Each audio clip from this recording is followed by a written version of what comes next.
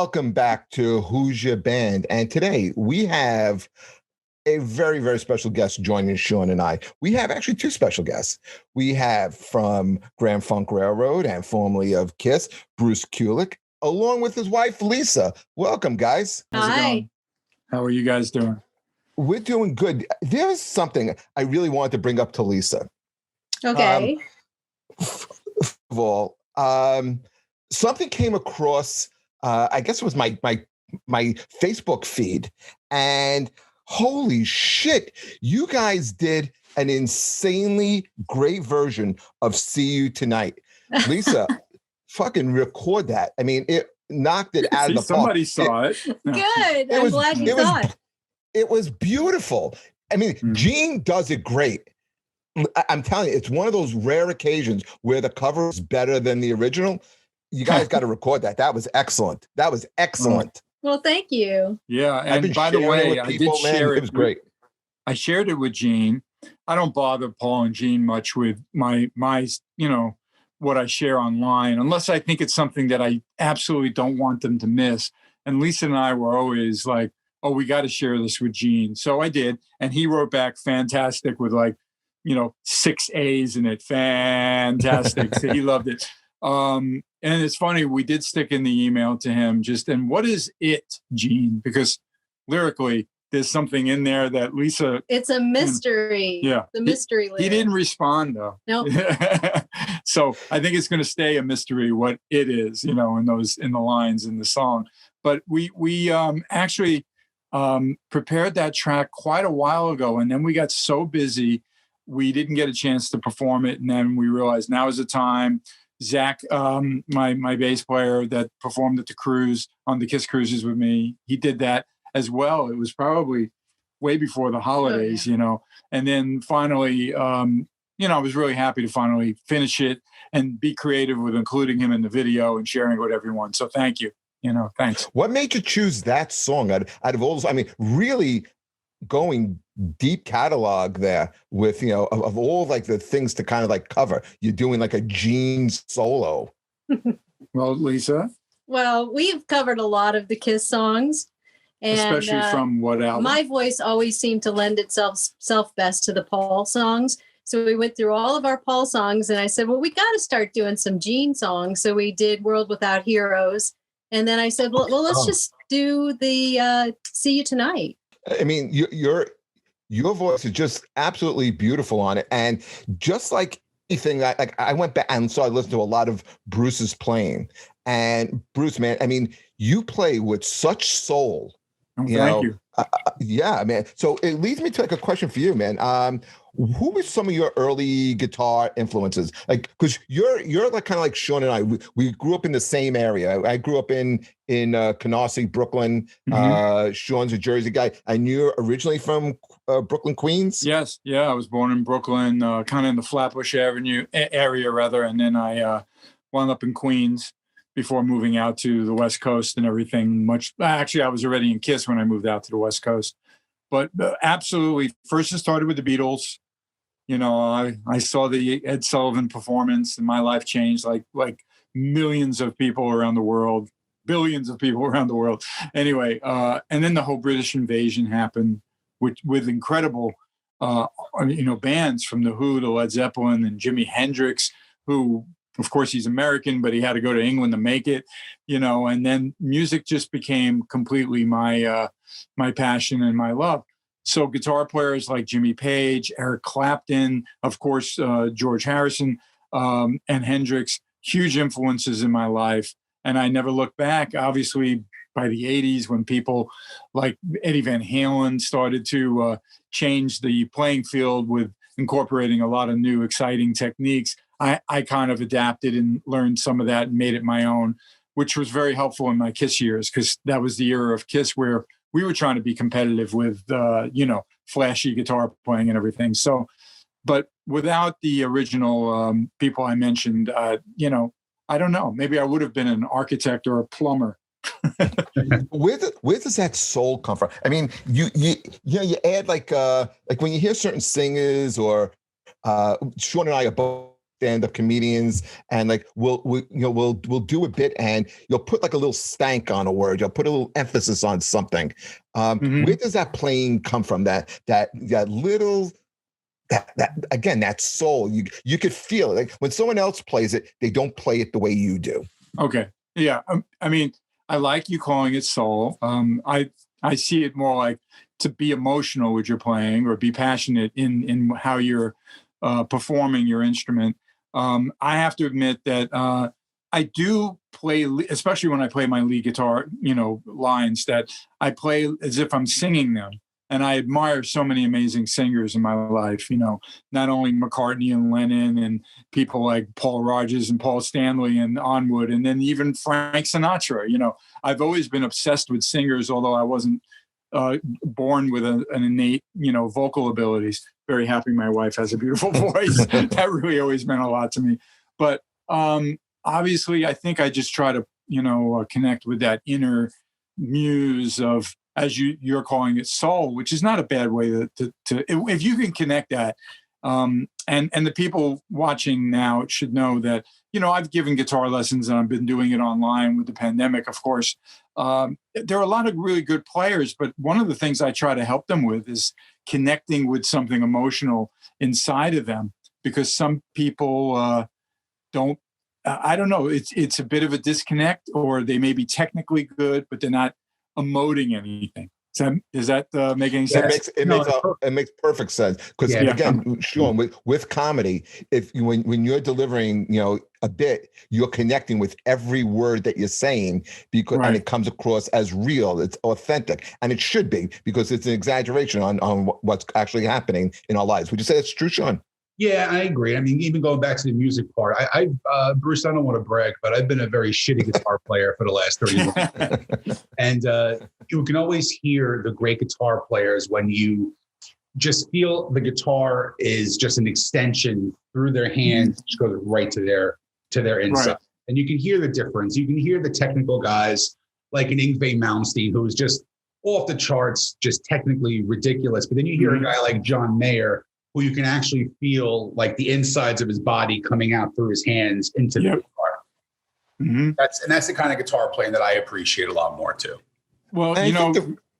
I was going to say, I think the reason why I'm using the word soul, because I was trying to get something out of you as well. I think one of your first professional gigs, or, your first tours, you toured with George McRae. Yeah. Nice. Yeah, before I answer to George McRae, can you guys answer something to me? I'm fascinated with comedians. Lisa and I love comedians, and I could be like in pain from laughing, enjoying someone's, delivery and how they're saying it. I mean, what do you guys connect to? I mean, is it similar to what I described with my guitar playing?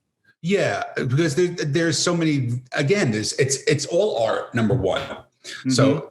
Whether you're a musician, whether you're an artist, whether you're a comedian, and there are people, and you'll understand this, there's musicians out there who strictly go out there to make money.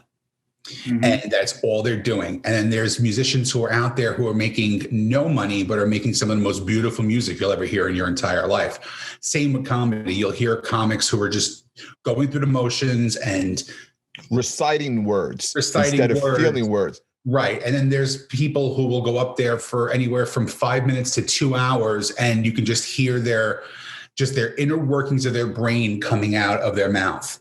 And those are the kind of comics that, I strive to be personally. I know Jeff does too.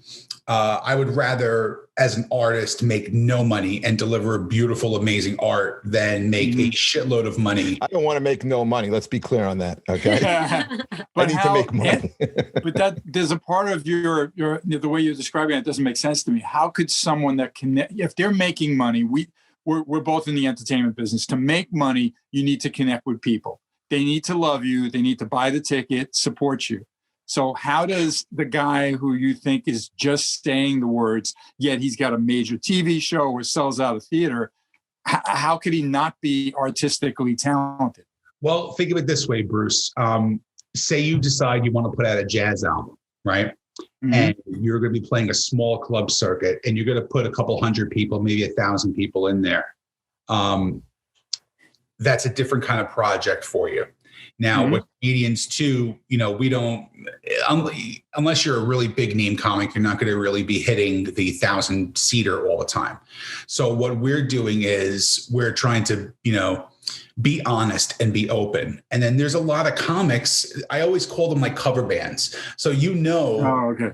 You know what I mean? Cover bands make a ridiculous amount of money here in New Jersey and New York. I know bands who've made $5-10 grand a show just doing cover band stuff. Yep. But then I see these original bands who, like, I've been friends with for so many years, who are just scrapping and just clawing just to get to open for a band that had one hit 20 years ago. Right. So for me, it's more about the artistic integrity. And I'd rather bomb on stage. Just like if you wrote a piece that was just, you feel was just magical, and you went out there and, God forbid, you got no applause break on it. It would bother you. It would completely bother you, but you're still putting out that amazing piece of work too. Yeah. So I think your analogy with the cover bands, now I understand how there could be a comedian who's not taking any chances, not doing anything, not creative. He's staying safe, but you have to admit, something's happening there for the people to support him. Sure. Like Dane Cook was blasted for so many years for being like a little niche comic, but hey, the dude was playing Boston Garden in Madison Square Garden, so he's doing something right. So he hit his target audience. And that's what people tend to do in comedy, is they find a target audience and they kind of cater to that. Yeah. Like, for some reason, my target audience is like 44 to 62-year-old women. Why they like me, I have no idea. But they repeatedly come out and support. So it's a hard balance to try and find the artistic creativity and the fill your wallet creativity. Yeah, got it. So it's a tough balance. I've seen a lot of comedians flying a lot because on the entertainment, when I was usually flying every weekend, hours and hours to get to the East Coast for Grand Funk, I run out of the movies I want to see. So now I'm watching some of the specials, and these new guys I never heard of. Sometimes I'll have 2 or 3 of them. That's how I got turned on to Dana Cook. And I heard there was always like a controversy, but I always enjoyed it. I mean, let's face it, when you're jammed on a plane, I don't care if he's one of the, maybe, not the most inventive guy, or however you guys judge your comedians, but I was entertained. Now, on another funny subject, George McCrae. Yeah, how did you hook up with George McCrae? And also, you were also in a cover band, right? Weren't you in the Good Rats? Well, Good Rats wasn't a cover band, actually. Well, they did the whole circuit. I remember because I remember. Yeah. I remember like Zebra and White Tiger. Remember those type of bands? Yeah, of course. Yeah, and I knew Randy Jackson from Zebra.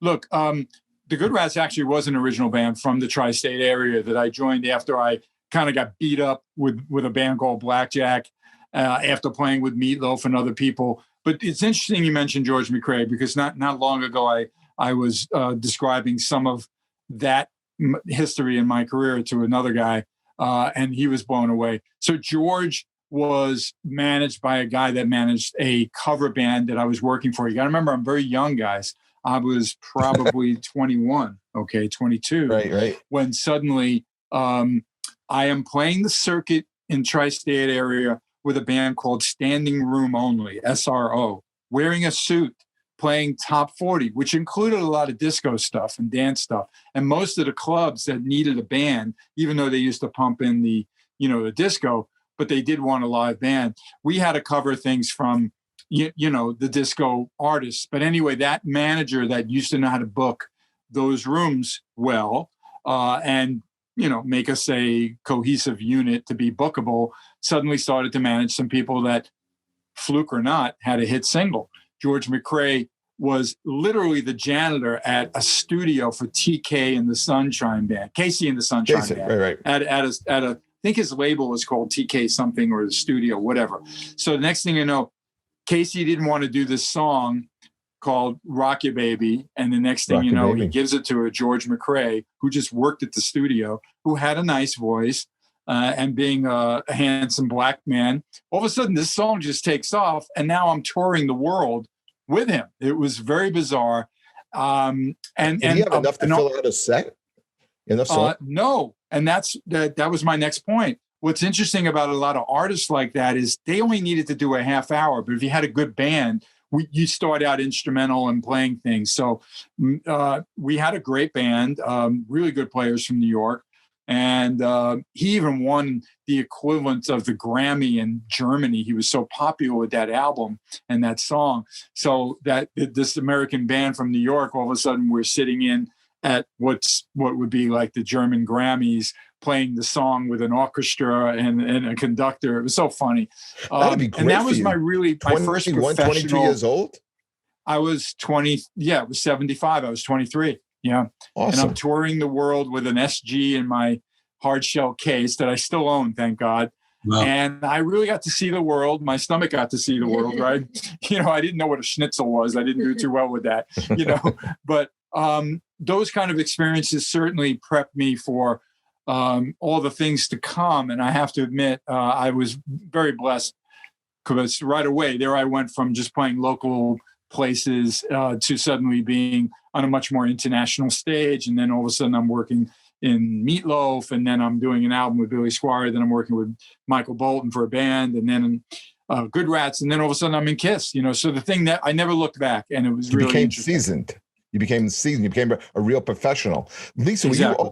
Were you always a professional singer? I wouldn't say ever professional, but I definitely dabbled in it through my life, and musicals when I was in high school and college. And then when I got a little older, I lived in New York, and down in New York, they had Restaurant Row with all of the different little, Street. Yeah, the little clubs and the little cabaret clubs, and eventually got enough courage to go down and do some shows there in 2000 to 2003 before I moved to LA, and really didn't do it again after that till I met Bruce. Right. So he got me going again. Wow. Lisa was a full-time flight attendant, which I was very proud of her. She was only first class, so she got to meet a lot of great people. Is that how you guys met? No, we actually met years later through something industry-wise, but and that would have been nice. I've always said that to her. That's funny you said that. Oh, damn, I wish I would have met you on a plane years ago. That would have been great, because I'm sure we would have had that connection, But I was so excited when Lisa, they were kind of crude. She's been sharing them on social media. Tell her what the feature's called of your cabaret performance. Yeah, I had all of these really, really rough looking. Well, it's VHS tape, tapes where I hired somebody. I saw it. Oh, you did? Okay. Yeah. And so I decided at the end of last year, let me start doing something to just get those up there. Then I can eventually put them together on a YouTube channel or something. Started showing them and called it Cabaret with Cabernet. And there, a lot of people enjoy it. It's been fun for me to watch those. I mean, those were a long time ago. And I'm impressed with what I could do back then. I don't even know if I could do that anymore. Well, you guys talk about purity in art, okay? How pure is this? She didn't do the hits, right? She went for the deepest, whatever song moved her that she could put herself into it. I had to connect to it. Yeah, and she's playing songs that, like, what? Where'd you find that one? You know what I mean? And then she tells the story.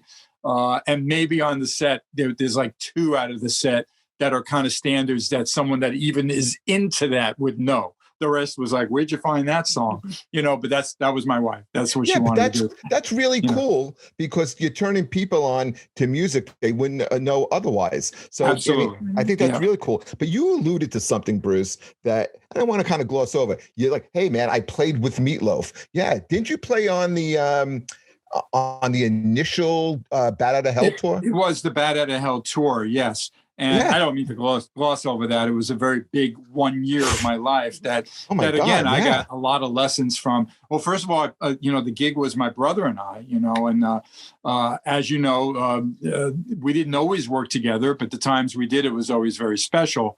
And Bob he had the gig right away, because he was, he's like almost 4 years older than me, and he already had a reputation. When they were looking for 2 guitar players, Bob saw that was a great opportunity to bring me in, even though Bob actually played for a little while with George McRae with me, because we wanted another guitar player for a short while, and he was kind of free. And we played these crazy Chitlin clubs, with George McRae. It was so bizarre, but it was fun because, Bob and I definitely had a good, chemistry with the guitar playing. But Bob convinced them that I'd be the great, other guitar player. This is before Meatloaf was famous. We're rehearsing with him. Bat Out of Hell just came out. First gig with Cheap Trick, we're practically booed off the stage, and then all of a sudden the label got really serious with it once they saw us at the CBS convention, because the label was part of CBS, and they pumped the money and the people responded. You get on the radio, if they spend that money back then, that's how that machinery worked. You know that, the record industry. You did that famous Saturday Night Live gig with them too. Yes, right? And we were on Saturday Night Live, and that was with Gilda Radner and John Belushi. Christopher Lee was so great. He just deadpans, ladies and gentlemen, Meatloaf. Right. Right. Which was like, wow. I'll never forget. I remember going to they always had an after show party, and there I am at this, cool place in New York with all these celebrities that I was enamored with. I was big on Saturday Night Live when I was young. So that was a great gig. We played for a year around the world. Meatloaf was very complicated then. He was very wild. He was out of control at times. It was very Jim stressful. Steinman with him? Yes. Steinman did that entire tour. Yeah. Very eccentric guy and very talented, as you know. Unbelievable. So great I learned a lot, but one thing you guys should know, it's hard to find digital, even though there's someone that posted it on YouTube. But for quite a while, you remember when all the CDs were reissued and they put remastered things and remastered tracks. So I remember a fan coming up to me in Norway. It was probably around, 99 or something. And he goes like, Bruce, sign my Meatloaf record. And I'm looking at it and I could tell it was like a deluxe packaging. And I'm like, I'm not on this. And he goes like, no, there's 2 live songs. You're on this. Sign, please. Like, can I take a picture first? You know what I mean? So I signed it. I showed my manager, and I realized that suddenly, the band was on there, which we straightened out later on with the record company. But the point is, there are CDs where you can hear 2 bonus tracks. The intro song that Steinman wrote, Great Balls of Bolero or Great Balls of Fire, which was like a bolero thing, right into Bat Out of Hell. And it's really recorded well. Nassau Coliseum. I'm on the left. My brother's on the right. I do the big guitar solo in Bat Out of Hell, and it's way better than playing that. Bass? What's that? Is Chasm Sultan playing bass? No, that was later, even though Chasm did work with Meatloaf. And I'm not sure if Chasm was on the original record. I know that a lot of the E Street Band was, but no, it was this guy, Steve Buslow, who wound up working with Paul Stanley later on. It was a terrific band. I'm still in touch with many of those guys. So, but definitely you can find that online. That's kind of cool. So you'd actually hear me and my brother performing with Meatloaf. That's awesome. That is very cool. So how do you go from, okay, so now you're playing in Meatloaf, and I guess, one thing leads to another. How do you make that big step up to joining Kiss? I know who was the guitar player before you? Was it St. James? Mark St. John. Well, Mark St. John. So they went to Vinny for a short minute, and Vinny contributed good songs, but he wouldn't sign the contract or whatever the story was. And the next thing you know, they go to Mark St. John, almost in a bit of an overreaction, if you want my opinion. They got a list of the hotshot guitar players from Grover Jackson, the guy who built Jackson guitars and Charvel guitars. And the next thing you know, Mark Norton becomes Mark St. John. By the way, today is like his birthday. I saw it on Kiss. Happy birthday, Kiss Mark St. John. Yeah. So, but then Mark got a rare arthritic condition, which was obviously, tragic for him. And it was unusual because in 84, they already started the Animalized record in the summer of 84. And all of a sudden I got the call. My brother, of course, has that Kiss connection, which was very strong. And the Kiss fans know because of him performing on some of the studio tracks for Alive 2 and Paul Stanley's solo record. And many times Kiss went to Bob for some ghost guitars, it's called. But this time I got the call. So now I'm at the studio with Paul Stanley. Did your brother have anything to do with that? What was that? Did your brother have anything to do with that? No, Bob always planted the seed in their mind that I was a great guitar player, and I did meet those guys, et cetera, but it didn't connect. I think there were some other people that Paul was close to. I always like to give Mitch Weissman also credit, guy that was in Beatlemania, who wrote some songs with them, and sure. he definitely touted, call Bruce, you know what I mean? He's good. So anyway, I had the right guitar. I did the right performance. Paul says, hey, don't cut your hair. It's already shoulder length. I didn't know why he said that to me, because he didn't say, by the way, Mark is fighting a arthritic condition that his hand's blown up like sausages and he can't play guitar. He didn't tell me anything, And then 6 weeks later, I get a, contact from the KISS office. Can you go on tour with the band? 2 weeks, maybe 6 weeks. And it turned out to be 12 years, as you know. So you didn't even have to go in or audition or anything like that. It's just kind of by recommendation and reputation. I mean, I've been talking about it lately. I didn't always, but I actually did audition when they did that Cattle Call a few years earlier. Having like Sambora and I think Slash also had auditioned. Yeah, I mean, there's a lot of rumors who did. I never know. I know I did, okay, but I'm never sure who the other guys are, because I've heard Gene and Paul like, he never did. You know what I mean? So it's kind of ironic. It's very easy to say it because I think they listened to 200 guitar players then. But I was very nervous. I was very shy. I had a mustache. I just remember Gene saying, great vibrato. And I remember I could barely hear myself. They sounded like a jet engine in that rehearsal room. It was not good. It wasn't the best of me, is what I'm saying. So I got the right way to prove myself. First, do a good job in the studio. Second, prove myself on the road. Then I had the home team advantage. This story gets even crazier, guys. So now Mark is over the disease because it wasn't one of those permanent things. He's healed. He can play guitar again. Oh, Mark's going to join us for the American tour because I was in Europe for 6 weeks with them. So imagine how tight I am now performing with them for 6 weeks, right? And they're happy. So now there we are in a, arena tour sold out because, Heaven's on Fire is a huge hit for the band. And Mark's also there to watch, learn, and then they're going to try him. Okay. So they stuck him into 3 gigs. They did the first half of a show, probably about 2 weeks into the tour, maybe a little less. I don't exactly remember. And then they let him do the other half of the show. Can you imagine that? And you're not performing at that point? Well, for the half gig, I performed the other half. Yeah, I'm all suited up. Weird. Yeah, it was really weird. But again, I don't know exactly why they. It could have been contractual for whatever reason. They needed to give him a shot, right? Then they let him do an entire gig. Okay, so I was always in the wings just in case something happened or whatever. But and then they sent him home, and that was it. And it was my gig. It was very weird. What a great story, though. And I'm so proud of it. But I have to say, just to conclude about Mark, first of all, he's a sweet guy. He was very talented. But the second I heard he was a guitar player and I read about his influences, I said, this guy loves some of the players that I love, but they have nothing to do with KISS. Hence, you hear a lot of very interesting, flashy stuff on Animalized. But he wasn't into Jimmy Page or Jimi Hendrix or Eric Clapton, and KISS was really born out of a Led Zeppelin kind of thing, not a jazz fusion, Alan Holdsworth or stuff like that, So I didn't think he was the right guy for the gig, and I obviously knew how to fit in with them, and it was a great opportunity. I did stay in touch with Mark. We did some 1 or 2 expos together, I think, and I've always respected the guy, and then sadly he passed away probably about 15 years ago or something, Before we go on here, Sean, back me up with this. Other musicians absolutely love your era of KISS. We had remember we had PJ Farley from Trickster on, and he's doing cover versions of just your era of KISS. Remember we were talking about that, Sean? Well, for me personally too, for me, you always hear like the Detroit Rock City and the Cold Gin and all that shit. But for me, Revenge is pure KISS for me. That's my favorite album by far. And I always go to that late 80s, early 90s version of KISS as my personal favorite version, as a musician too.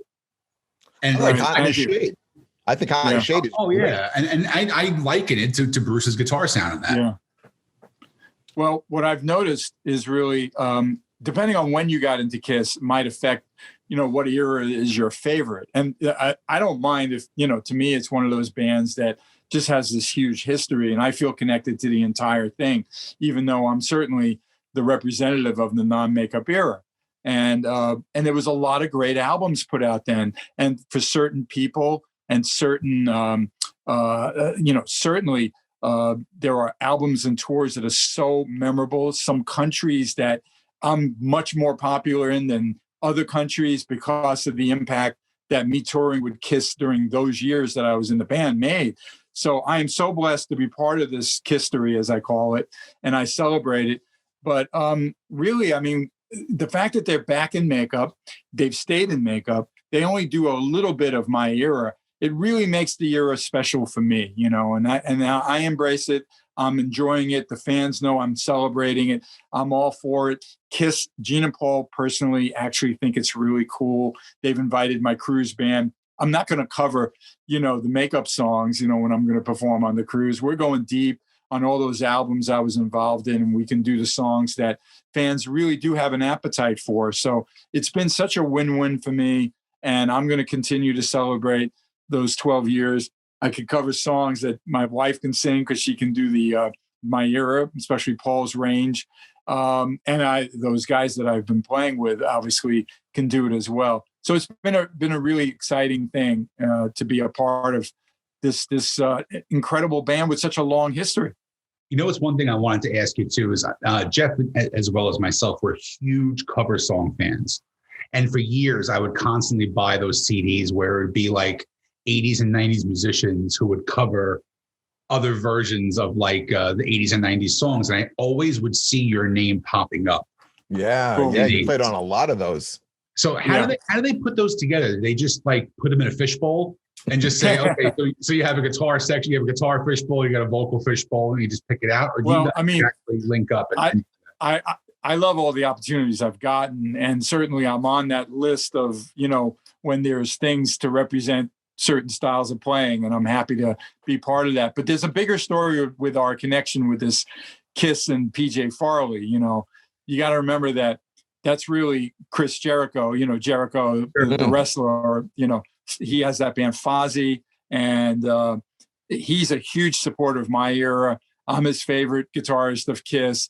He's just one of those guys that loves that era. So, and he's a really talented singer, even though he's an incredible wrestler and entertainer, shall I say. Yeah. So I know they first started with No. I'm very close with I'm actually real close with the drummer. PJ and I have had some communications, but the drummer Kent and the guitar player Joe McGinnis that they have these guys are so talented. Eric Singer actually turned me on to it because he knew Kent, the drummer. Next thing you know, I'm in the mix. And then I cut I cut Heart of Chrome with them. Okay. And now they did a third song. I'm not involved with that one, but I'm going to be hyping it too. So they call it Quarantine with a K. They're using the Destroyer font. Right. Anything that's an, a dedication and a homage, as you say, to my era, I love. And I think it's really cool. And I know Paul and Gene are quite proud of it too. So it's really cool. And PJ does a great job. And I know when it's safe for them to gig, I think, you know, to really get out there, I think Jericho wants to do that. So that's going to be really cool to see the reaction to, you know, who knows, maybe I'll be sitting in on a few songs, right? Yeah. Jericho is an amazing musician. He's an amazing wrestler, but he's a shitty emailer because I've been emailing him for 3 years to try and get on his rock and wrestling Rager cruise as a comedian. No, why should? Because he's a good judge of character. He knows to stay away from you. Sometimes it's best. I can give you a tip. Contact Six Man. Okay, that's the promoter, because they're the same people as the Kiss cruise. Okay. Oh, awesome. And it is always political with the cruises. I've noticed that usually the headliner can handpick, but sometimes they're not totally involved. You know what I mean? And it's politics like most things in life. So, but don't give up. Keep doing it. No, absolutely. I want to bring up one other thing. I want to bring up Union. Sure. I loved this band. Like for me, I think John Corabi is one of the most underrated musicians of the last 30 years. And I wanted Union to be as big as Kiss. That was my whole thing. I wanted him to be as big as them. How did you guys link up and start that band? Well, first off, thank you so much. And while you mention that, I think we should cover a Union song. I think so too. Okay, I just thinking about that because, well, look. Can I give you a song to cover?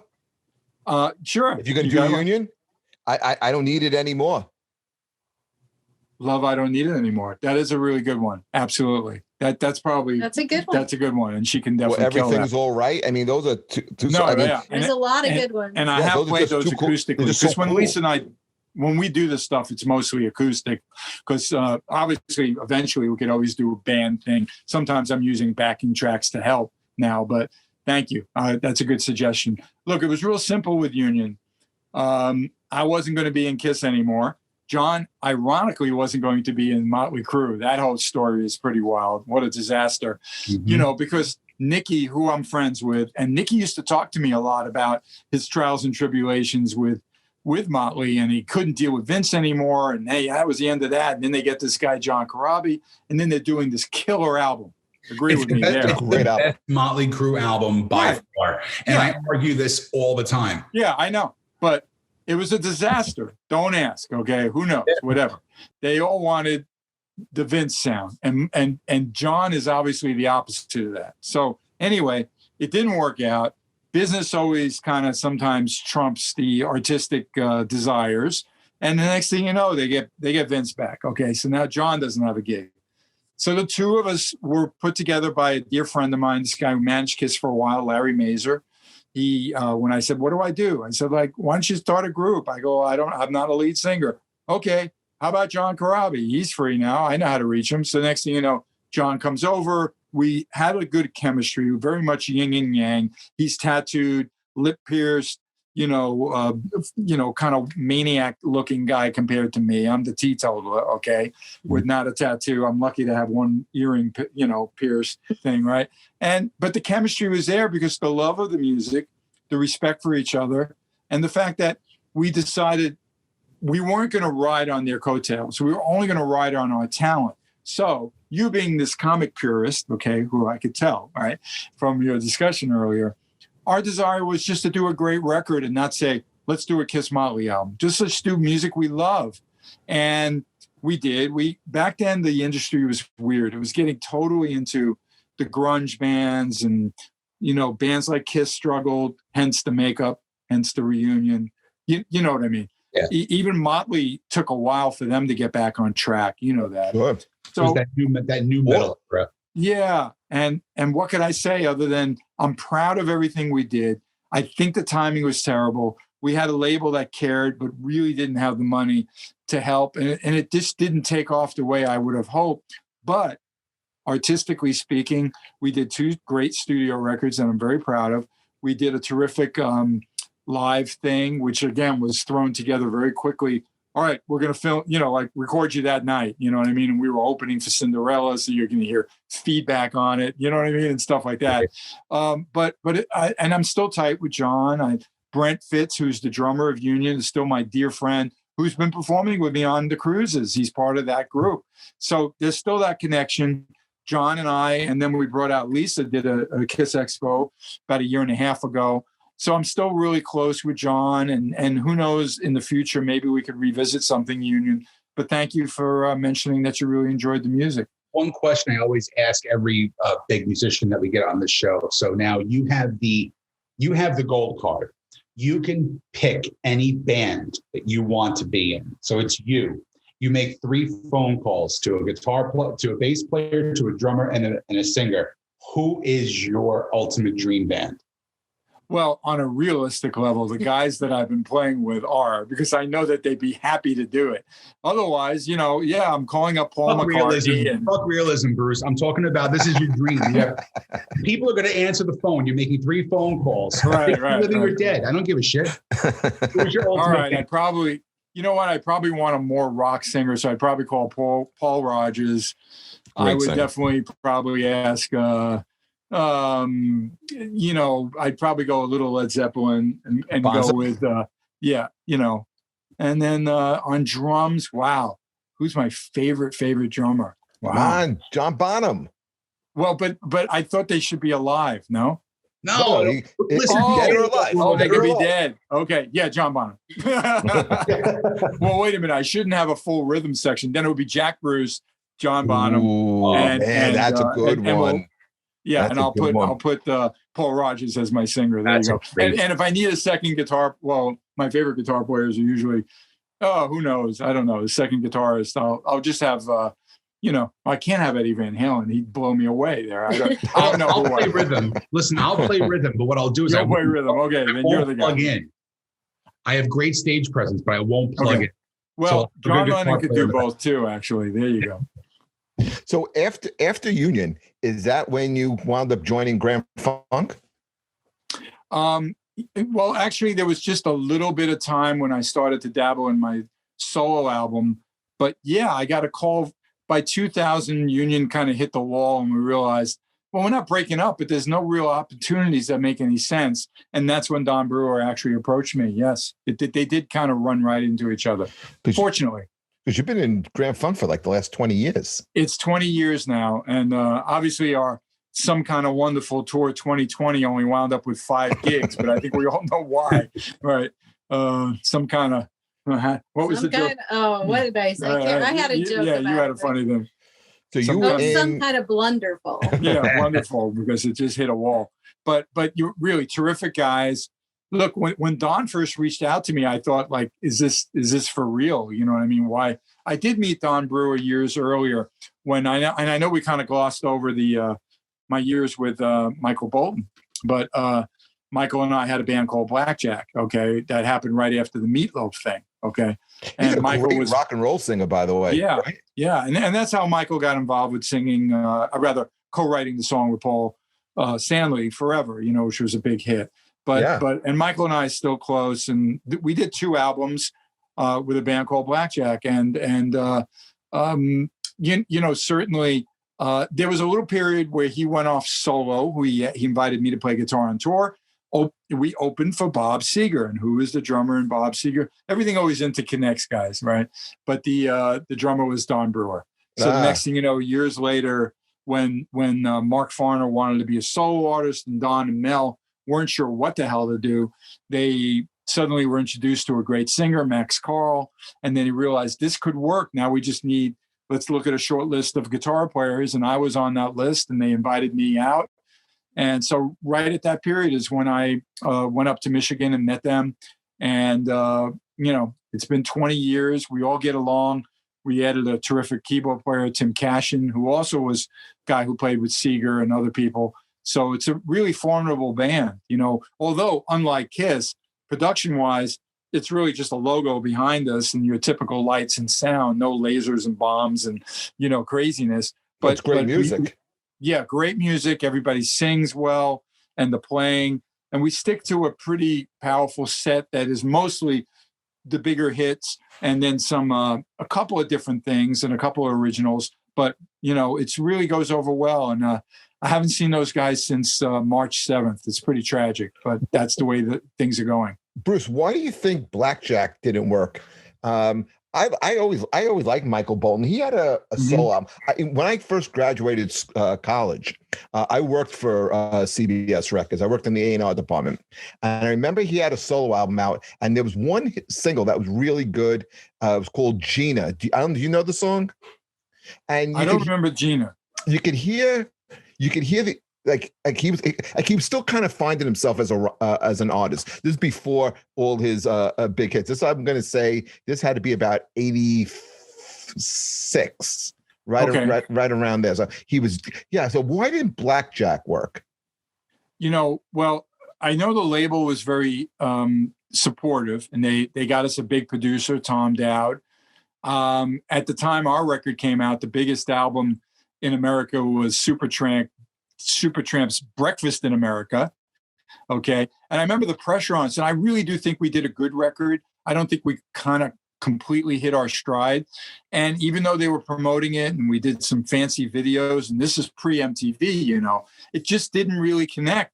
And I do really feel that, I know I've played the music a lot for Lisa. We actually covered one song from the second album called Stay. And, but I don't really think the band kind of just connected the way we always hoped. But and then once it didn't happen right away, the label and the hopes from the label, from the money they spent and everything, was so big that actually works against you. You know what I mean? Because if it doesn't then translate suddenly into the radio, the phones lighting up and sales, then everybody's like, look at those guys. They spent all that money. So and I've talked to Sandy Gennaro, the drummer friend of mine from that group, about that recently. But we're all learning. And I do think Michael really, by the time he became a big star and won his Grammy, even though it was on a cover song, but he was already writing great pop, blue-eyed soul, great songs. And I think he was in a better stride than my Blackjack years.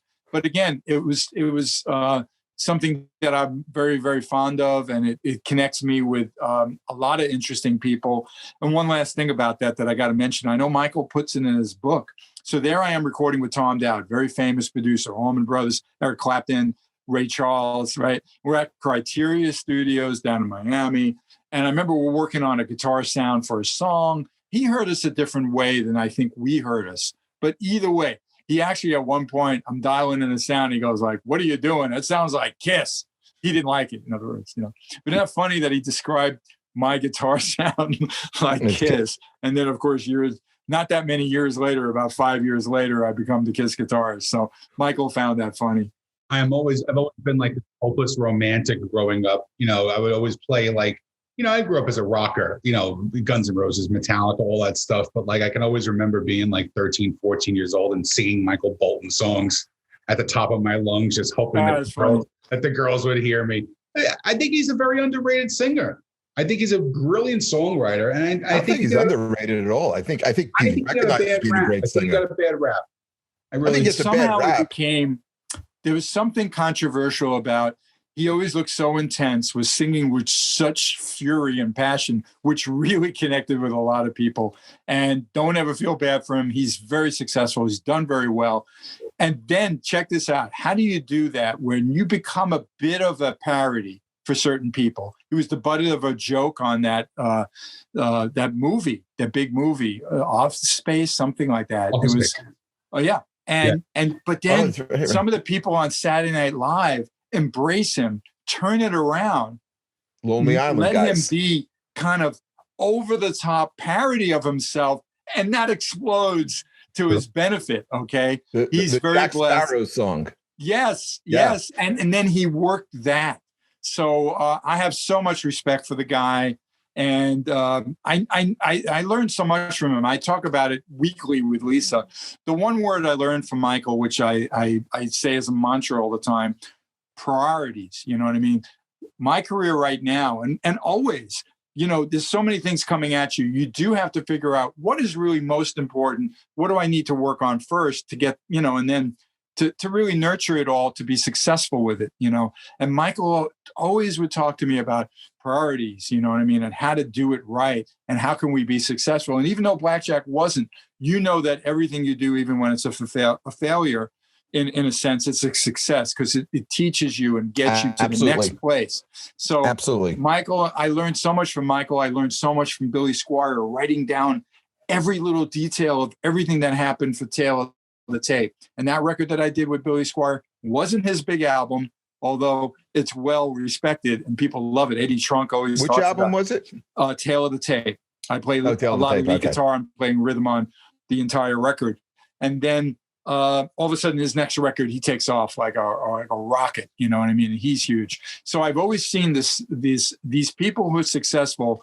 It's not really an accident. There's something that they have, and there's some reasons why. And I feel like I've learned something from everyone in my journey. That's very, very. It's really super. What are some of your favorite new bands that are out right now that you're really digging? Well, when it comes to rock, I mean, I was talking, and they were real controversial because, well, I love Led Zeppelin, so I love Greta Van Fleet. God damn it, Bruce! I knew it. Yeah, we fight about this all the time. I love Greta Van Fleet. I just love that. I love that they play music. They play music. I've seen them interviewed. They're so young, and they're just doing what they love. And yeah, they modeled themselves after a band that is so special to all of us and so hard to do as well as they have, but I will be honest, I don't listen to a whole lot of rock. I'm so hooked on such music that Lisa, tell him. He's the biggest Frank Sinatra fan on the planet. Frank Sinatra 24/7 at the house. I can't help it. Well, there's a body of material that I was not exposed to during my. What stuff you been listening to? Yeah, I knew some songs that growing up. What do you listen to? I'm not talking about My Way in New York, New York. I'm talking about like Night and Day, something like that. A song where he's actually connecting with and he's telling the story, the differences between night and day, and it's more than just night and day that he's singing about. The Capitol years is when he was so in a groove, but then I'll spend an entire day going through the Columbia years and hearing earlier versions of the ones that I fell in love with. I'm going to lose all my Kiss fans watching this talking about Frank, but understand one thing. There is no greater singer. There is no better someone who can phrase a lyric and sing the song better than that man. And look, everyone, I don't care if you like Norwegian death metal and that connects to you. God bless you. That's great. Music is for everybody. But when someone like that can sing, Judy Garland connects with Lisa that way. And I'm kind of like, I don't like that era for her, Lisa. Oh, this is beautiful. How old is she here? And we'll talk about that. Dean Martin's another one of my favorites, and that's really Lisa's favorite. But I still go crazy over Paul McCartney. Not 2021 Paul McCartney, even though, of course, I bought the latest record and I love it. But, there are certain singers that they just make me I get so emotional listening to them. I love them, Did you like Flowers in the Dirt? Did you like that? Did you like the McCartney album, Flowers in the Dirt? Oh, loved it. I supported all the solo records and I was going crazy. Like, why aren't these platinum records? Well, it's not a Beatle album. I get it. Okay. But what can I say? But with rock now, people play me things and I'll go like, okay, that's pretty cool. But it's a weird time, but I'm just glad that people are at least celebrating, my era. You know what I mean? And I want to work on more new music with the guys that I perform with on the cruise. We're working on a track now. The first one will actually be a cover song, but then after that we'll do originals. And I'm just gonna full speed ahead. Whatever we love and can come up with, that's what I want to put out. Like Union. Well, let me tell you, this hour went by so unbelievably quick. Look at that, honey. It did. I mean, and so before we let you guys go and enjoy the Super Bowl and everything, yes.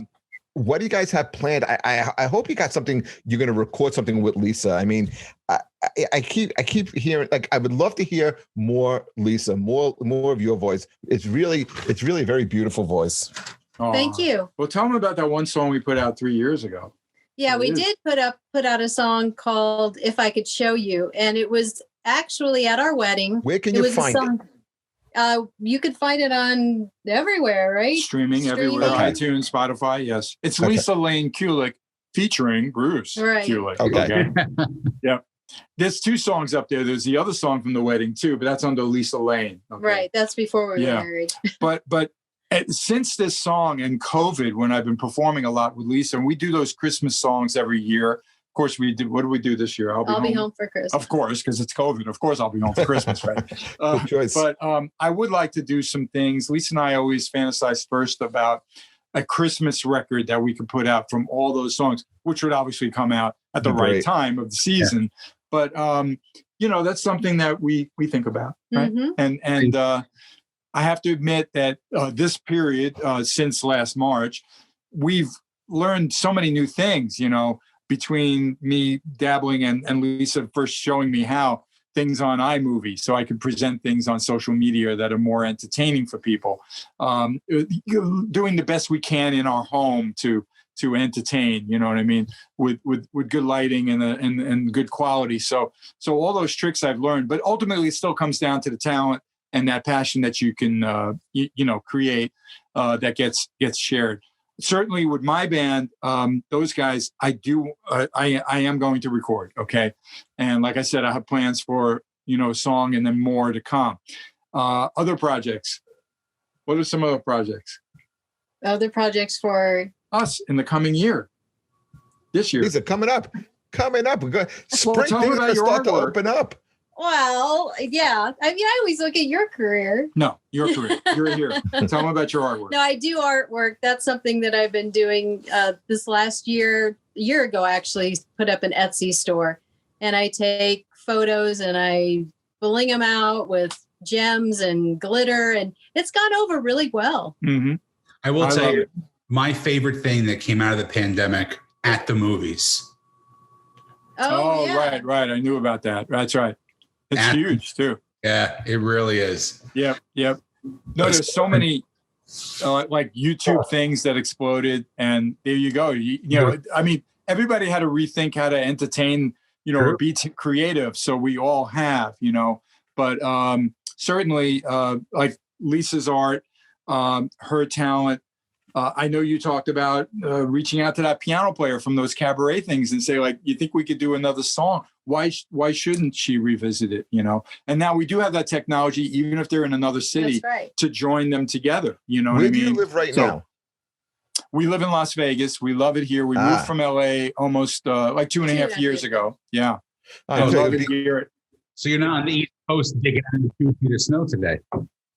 Yeah, it's snowing over here on the East Coast, brutal. But I'm saying it would be so cool if you guys were still like New Yorkers when things start to open up. I would love to have like maybe gone like down to that, you know, Midtown by Restaurant Row and absolutely 54th Street and maybe catch a Lisa set.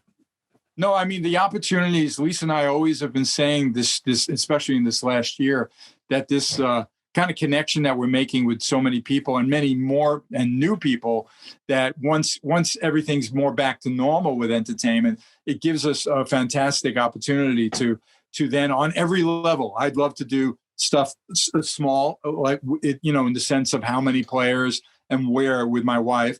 I'd love to do an evening with Bruce where I just introduce Lisa and we do some things, because I did dabble in some things like that previously, but now I know I have much more. That would be great. Yeah, there's much more. What a great idea. I know better like how to do that and what to do. So that's been good. And then of course with the band, Grand Funk will get back to doing some gigs when it's safe. I have no idea what will happen in October with the cruise lines yet. Anyone that thinks they know the answer, I think, is being a little foolish.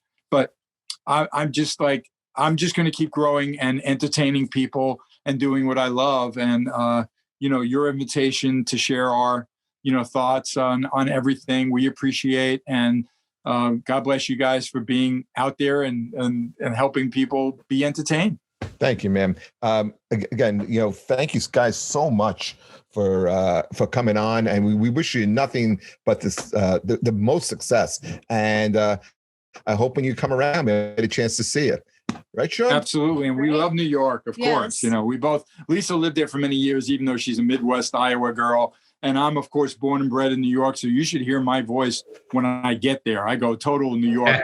You know, hey, my fingerboard. You know, fingerboard. I go totally New York. I lost a little bit of it, but I do miss everybody in New York. I can't forget my Brooklyn roots. No way. You still sound kind of New Yorky to me. I get a little of that New York in there. Sure. Well, thanks, guys. You know, thanks for the invitation. And you guys know our social media that you can share with everybody. Please let everybody just shout it out, and then we'll put it in post-production. We'll do the graphics. Okay, but certainly BruceKulick.com. Even Lisa's artwork's there, and all of my social media is right there. Don't be afraid of a website. It's a really nice one. I'm very proud of it. And you can see all things Kulick, as I like to say. And the other one where you could especially see performances with Lisa is the YouTube channel. I didn't really embrace that much before COVID. And then with COVID, obviously, all the good content's on my YouTube channel, which is just my name, Bruce Kulick. It's easy to find, you know, and all that content's up there, all those performances with Lisa and all these other things like I do.